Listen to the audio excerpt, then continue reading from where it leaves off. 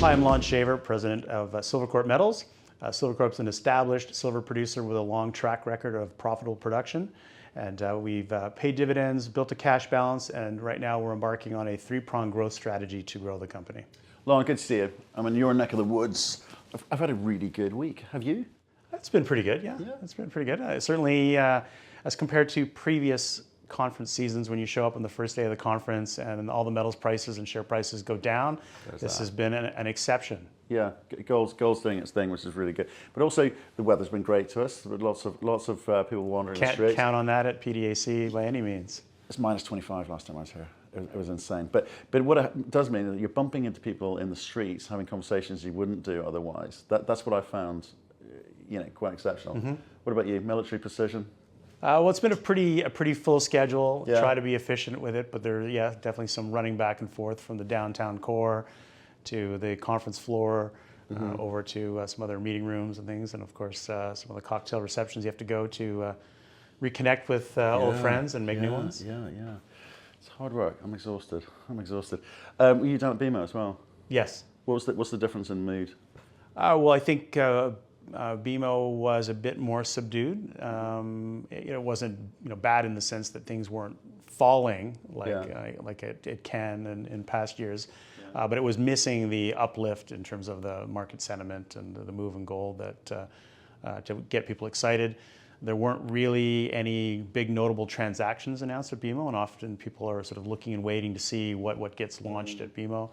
And any of the news that came out around that time was more tied into disappointments in the marketplace or with certain companies that really just ravaged share prices. Right, but we've seen a reaction in gold price in the past couple of days. I mean, that's got people G'd up, as you say. But what do you think it's down to? Well, I think it largely comes down to that sentiment that rate reduction is coming. Right. And I think that's got people enthusiastic for gold. Okay, and what do you think the US election is going to do for gold then, more broadly this year? You've got US elections towards the end of the year. We'll know who's in the head seat. Hard to make any predictions. If you look back and think of what you would have predicted in 2016 and 2020, how wrong the logical call would have been so many times. I shudder to think about it. So if it's just as simple as the Fed perhaps like pausing on the rate hikes, I wonder. I've always thought the U.S. election was also a moment where me, ex-banker, we're waiting to see how it settles before we place our bets or structure our bets one way or the other. And I'm hoping 2024 isn't a year of waiting and seeing. Well, and the other thing too that goes a little bit against the rate cut story is the fact that usually the objective is to have a nice strong U.S. dollar in an election year, and so see how those two things balance out. Let's see. Right, let's talk about this three-pronged attack. Okay, I want to know what this year holds for you. So, you want to kind of hit us with all three, and maybe we'll talk about. Sure. This? Well, the first is really tied into our existing operations, and so. At Ying, we've identified both some opportunities, and we also have some changing fundamentals that we're going to address going forward in the operation, which will take it to a new level. And this comes back to the fact that we've identified a lot in terms of resources, but also potential. And we're continuing to drill aggressively to identify more, convert resources to reserves. And so that will be an update that comes out in our 43-101 that we're planning to release by the summer. But we're also looking at Ying to shift a bit of the mining method. And there are challenges, believe it or not, with respect to getting labor in China. And so we're looking at ways that we can have more mechanization in the production scheme. And so that will change the mining method, bring in some new equipment, open up areas of the mine to get better access for people and equipment to go and do their jobs better, tackle some hot spots that we know are in the mines, and really open up its potential to be a solid performer for the life of mine that's coming out. Okay. That's in the mining side. Tied into that with a shift to this new mining method, we may see a bit of a drop in grades. So we're looking at bringing XRT sorters into the mix, which we've done at our smaller mine. And what this does is bring a volume reduction where you knock the waste out of the stream, so you elevate the grade. And I realized, actually one thing I realized at this conference is rather than talking about XRT sorters, I should call it the X-ray AI grade enhancement machine Yeah. and sort of leverage that, Yeah. that AI trend. But we're going to bring that in at Ying as well. And then lastly, on the mill front, looking at call it an incremental capacity expansion. We've talked in the past about adding a third mill, which would have added 3,000 tons per day of capacity. What we've seen is that there's some low-hanging fruit where we can bump capacity by 1,500 tons per day, taking it to 4,000 for a number that's a fraction of what that third mill would have cost. And we think we can get that done by the end, if not the calendar year, at least our fiscal year, which ends in March of next year. Interesting. So if I look at if I want to come back to the grade comment, because people like latch onto that straight away. So you're looking at optimization through new technologies. Yes. Right. So that's great. Ore sorters and the like. AI, dropped it in. Good. I think that's topical.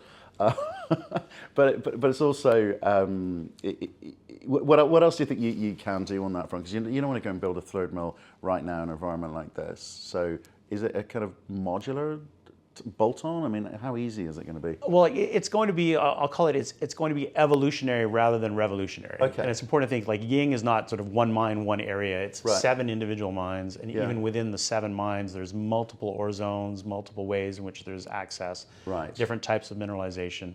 And so we're going to be over time transitioning certain areas to different methods and reallocating resources, both humans and equipment, to different places to optimize how the mine is being run. And what's the goal here, to make sure that you kind of got steady state ounces, or are you going to have incremental ounces? We're going to have incremental. Okay. Yeah, we're looking at tonnage increase both in the mines, and then obviously with the processing. Yeah. So that'll bring our metal production up.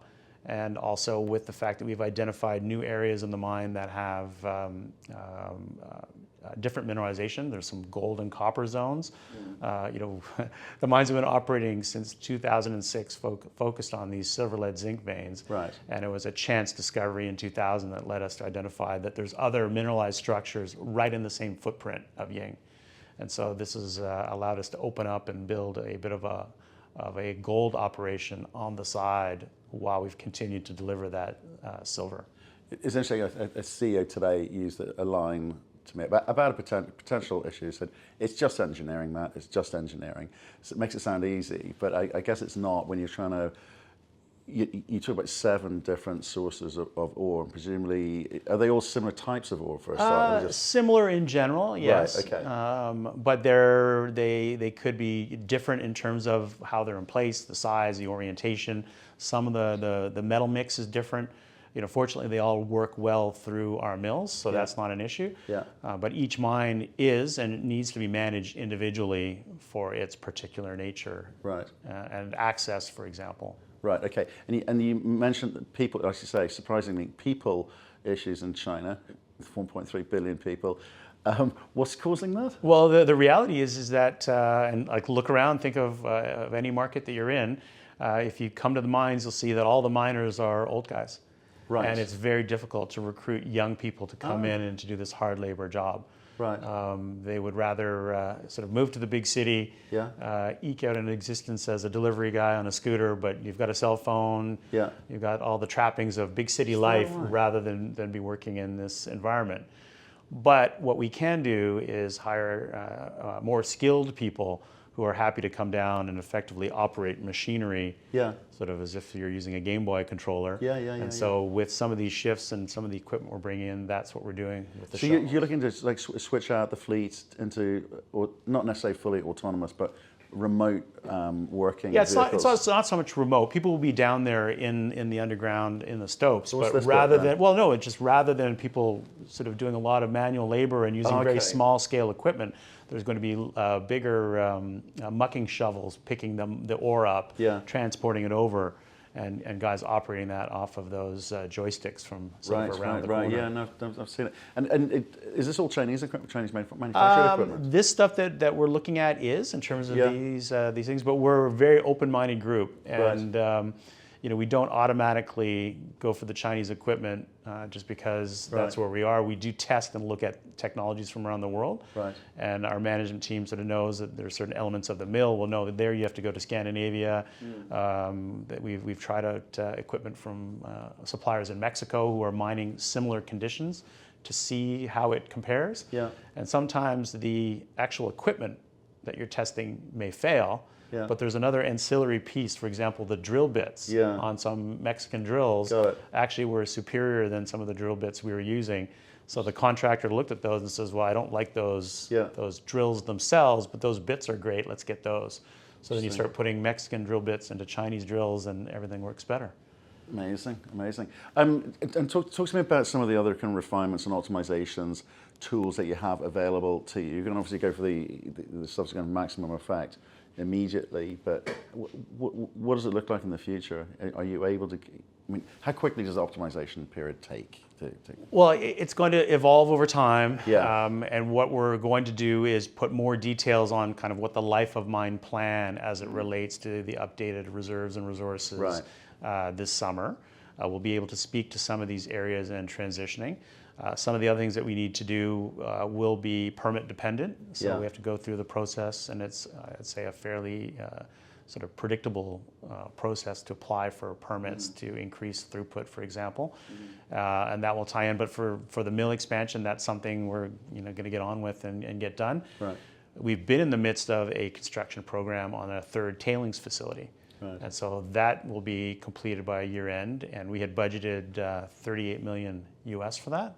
And not only on time, it should come in under budget. So we should have some good news on that front. Right. So we're opening new things, making changes, and in that case, we're reclaiming the first tailings facility, and we have some interesting, sort of very positive ESG plans that we want to do. Well, tell me about that, because it's, we speak to a couple of companies. DRD Gold is one of them, where they kind of like process tailings facilities, and they suck out a lot of gold. They make a lot of money. For you guys, are you doing that process yourselves, or is like when you say reclaim? No, it's close and shut it down and reclaim it. And like then, remediate? Are we talking? Well, I mean, it's going to stay there in place as a tailing storage facility. Okay. But you can cap it, close it over, and then different things you could do would be plant greenery, and does it become a park? Right. In this case, we're looking to actually turn it into a solar power field. Oh, okay. So we would generate some solar power to then fuel additional mining for more. I guess there's lots of things you can do, like remediation programs. Put it back wild, trees, bushes, whatever, grass, solar parks, houses, whatever you want to do on it. So you own that land. Well, you wouldn't put houses on it, right? Like we have it under an agreement with the community. So there's certain limits of what you can do with it and everything, but. Everything that we're thinking about is certainly within the realm of I've seen it where they in South Africa, where they have actually built tower villages on that. It's kind of interesting, dangerous, but maybe. So, in terms of any other obligations that you have, in terms of when you kind of shut off or close off parts of the mine complex, what does that look like in China? Well, you will have posted a bond in advance to cover off the reclamation. Right. And then as we reclaim and complete those activities during the mine life, actually funding is released from that bond.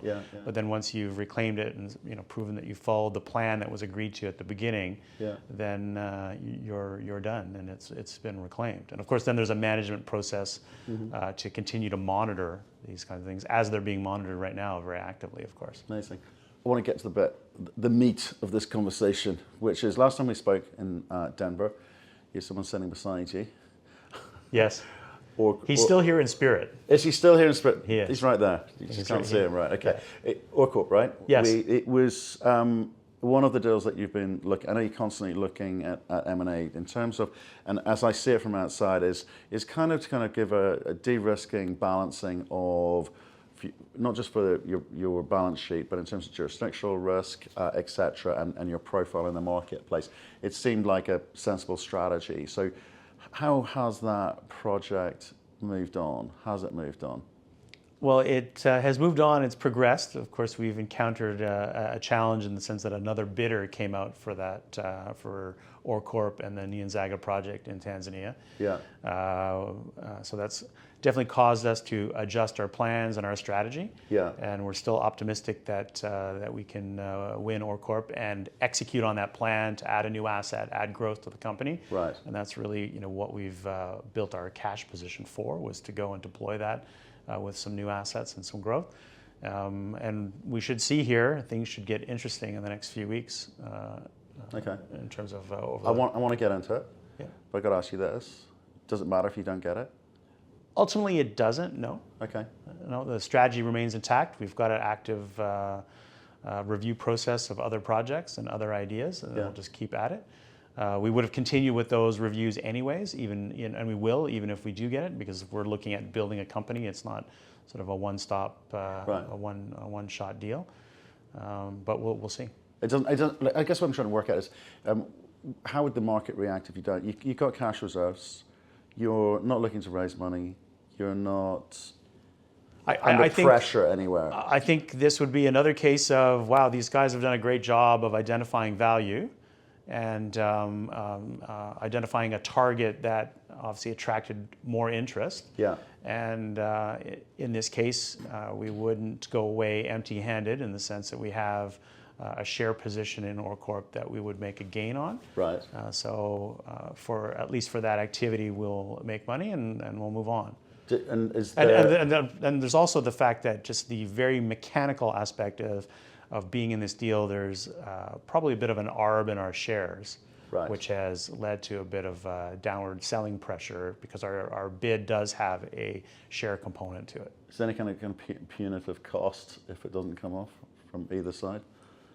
If one side walks, oh, you mean like a break fee, you're saying? Yeah, like a break fee. Yeah, well, we have a friendly deal, and so there's a break fee payable to us under certain circumstances. Okay. Small beer. I guess you'd rather do the deal. Okay, well, let's talk about getting the deal done. Okay, the group that have stepped in, Aussie firm Perseus Mining, they've come in with an alternative bid. Correct. Okay. So what's the process that you'd been through up to that point, and what does that do? Because they've kind of come in and taken two big chunks, or on two occasions taken big chunks of OreCorp, right? So yeah. Well, what happened was we had presented an opportunity which would have been a voting structure, whereby OreCorp shareholders would have voted at the beginning of December either to approve or not our transaction, and that would have been a binary event. If it passed at the vote, we would have got 100% of the company. Yeah. And so leading into that in December, we were optimistic or looking towards that date. But in late November, as you point out, Perseus was able to acquire a couple big blocks of stock. Right. Come out and identify to the market that they had 19.9% of OreCorp, and that they were going to show up at the meeting or effectively vote no against that transaction. And based on the numbers and the thresholds and the way the mechanics work, they really would have made it next to impossible to get a positive vote out of that in December. Right. So what we did was went away, thought about our strategies, thought about different things that we could do, and we came back in late December with effectively the same package of consideration that we're offering to OreCorp shareholders, but now the process is one of an offer and acceptance. So which means a tender. So what it means is we're offering OreCorp shareholders not the ability to vote, but the ability to transfer their shares to us. And if certain conditions are met, we would take up and pay for those shares and drive on. And what it means is that you could end up with not necessarily 100% out of the gate, but have hopefully a strong majority stake in the company. Yeah. You could then start to direct its affairs. Also, very importantly, start to direct funding into OreCorp to continue development of Nyanzaga, which is really what the main objective here is. And so that's what we're aiming for. Okay. So with this tender process, our offer opened in early January, like I said, with the same consideration package.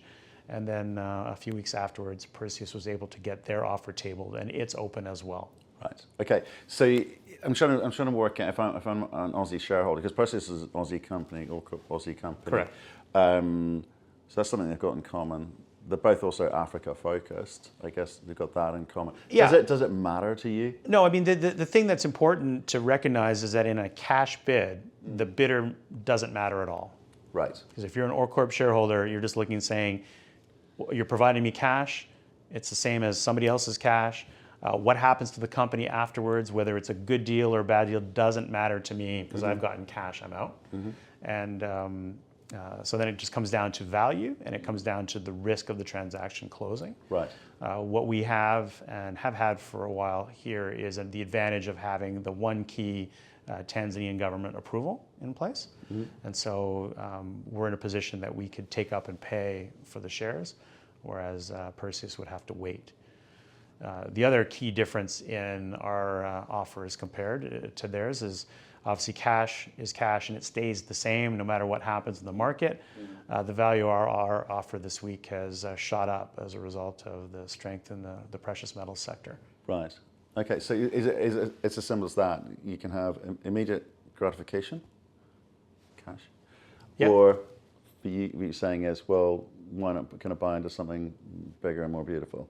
Well, what the value of our offer has gone up as a result of the increase in our share price. Yeah. But also, if OrCorp shareholders take our package, they will get exposure to the OrCorp asset through our shares and the re-rate in our shares going forward as we de-risk the asset and move it forward, as well as immediate exposure to what we've seen this week, which is more enthusiasm for the precious metal sector, Right. gold and silver. Absolutely. So this is your sort of second swing out there trying to get something over the line, right?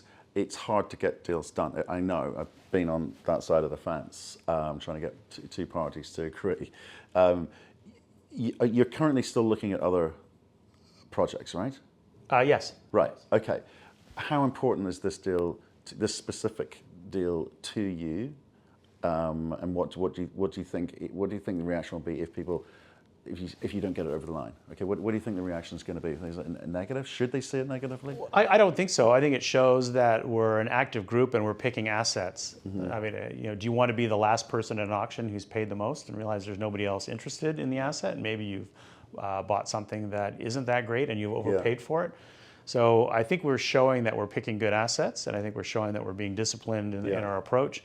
And if ultimately we don't get it and walk away, I think people say, all right, well, they are certainly active, doing a good job, making money as they go through this process. And we'll wait and see what they identify next. Okay. Now you've had a look around Africa, and look, you've been Chinese focused, right? China focused, I say. You looked around Africa. Is there any sort of jurisdiction which you won't go to or wouldn't look at? Because most people would say, look at this and go, man, they're operating in China. That's a tough gig. Maybe they're going to be a little bit open to some of the more extreme areas that others wouldn't tread, and therefore becomes a little bit less competitive. Well, I think that's a question of perception. Yeah. Because there's a perception of risk, but really we've operated 18 years in China without issue. Yeah. And things are running smoothly. We're making money. We're able to get that funds back to head office. And operating in China is why, and the advantages of being in China is why all these other Western companies, industrials, technology companies, are going to China. So it really isn't necessarily that risky. I'd argue that in some cases, if you pay a premium for an asset in a preferred jurisdiction, like Canada, like the US as an example, you might find yourself with that asset, but then maybe not the ability, the license to move forward, the ability to advance the project on a timely basis. Costs get overrun. Yeah. The longer you're holding the project and not developing it, there's cost to that. Time value of money eats into your return. And so while you might not have, in these jurisdictions, an expropriation event, you just don't get the yeses that allow you to go forward and to build your business. Okay. So it's not growth at all cost. No. Right? No. I think that's it's not. what you want your shareholders to hear. Correct. Okay, fantastic. So then, therefore, looking at this, what are the strategies available to you? Because you don't want to overpay. That's loud and clear. I've got that. You don't want to kind of enter a competitive bidding process. Ideally, you're definitely saying that today. So what are the options and strategies available to you to be able to identify the projects which fit your the remit or the brief that you've given your team? I mean, it's a lot of hard work. It's turning over a lot of rocks and looking and finding projects and trying to see what is the technical aspect of the project. Do we like the technicals of it? Is there that license to move forward from both a permitting, community approval, government approval to move ahead with it? And then is there a party on the other side that has a realistic expectation as it relates to the transaction terms? And so we're out there looking all around the world trying to find those opportunities. And sometimes you find one where it's 2 out of 3 and it doesn't work, so you push it aside. But we've also seen how those 2 out of 3s sometimes later come back and all 3 light up for you. Right. And then there's the ability to move forward. Do you think do you think there are enough cash strapped or incentivized management teams with advanced development stories out there at the moment?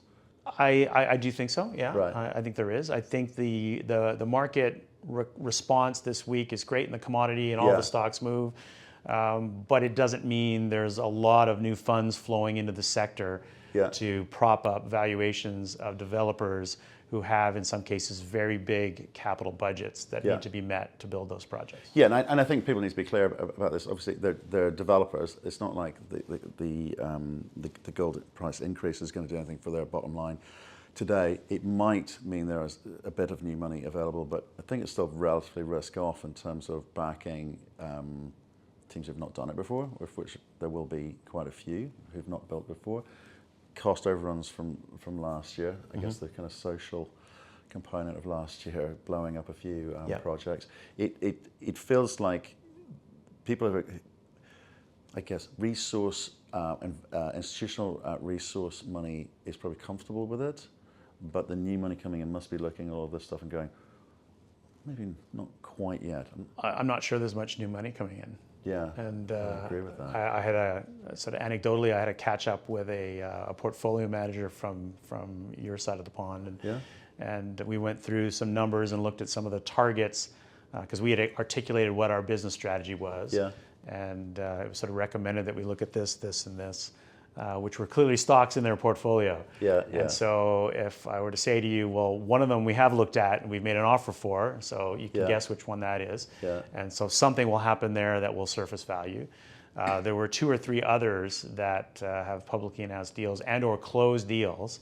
And when I sort of said, hey, you've done a great job. You had 4 names in your portfolio that have been taken over in the past year. You should pat yourself on the back. You've picked the exceptional ones. And the feedback was, yeah, well, whatever. It's not really changed the nature of my fund. There's no new money coming in. All I'm doing is sort of recycling some funds, and they're not necessarily, how would I say? I think some of them, I would argue, are definitely good valuations. Like those stocks that are being taken out haven't traded at those levels ever. So there's no way that they have a cost basis higher than where it's gone.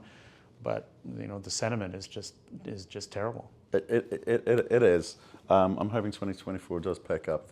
I think gold seems to be back. I was just actually up the street meeting a bunch of bankers and fund managers before I came rushing back to see you. They've been out of gold for 3 years, and they're saying we're getting back in gold. I was explaining to some of our followers and subscribers. I always look at the signals from the street. Because about 6 months before stuff starts happening, they're always like, Matt, have you got a lithium project? Matt, let's talk to me about copper, etc. They sort of position themselves slightly earlier, and then the kind of the movement happens. And obviously, gold's a pretty big space for even these guys to be able to influence. But just those sort of subtle messages that people feel that gold's time is coming. It'll be interesting to see what happens this year. Well, and we're seeing some of that in the silver market. Because what we're noticing, like ignoring the Western price of silver, if you actually look at the Chinese price of silver, it is traditionally traded at a discount to the Western price. Right. And that's just a function of the fact that a lot of silver ends up in China because of coming in these concentrates that are being processed there. And then the question is, well, what do you do with it? Yeah. So you got extra silver in China and nobody's known what to do with it. Now the market's getting tighter because they've figured out what to do with it, and it's make solar panels. And so the supply-demand fundamentals are driving the price of silver in China higher. That's interesting. And we've benefited from that. Good. Well, look, Lauren, I appreciate the update, man, and making the time to come and see us. PDAC is finished. All access is no longer all access. It's time to go home. It is. You're our last interview, so thanks very much. All right. Thanks, Matt. Thank you. Appreciate it.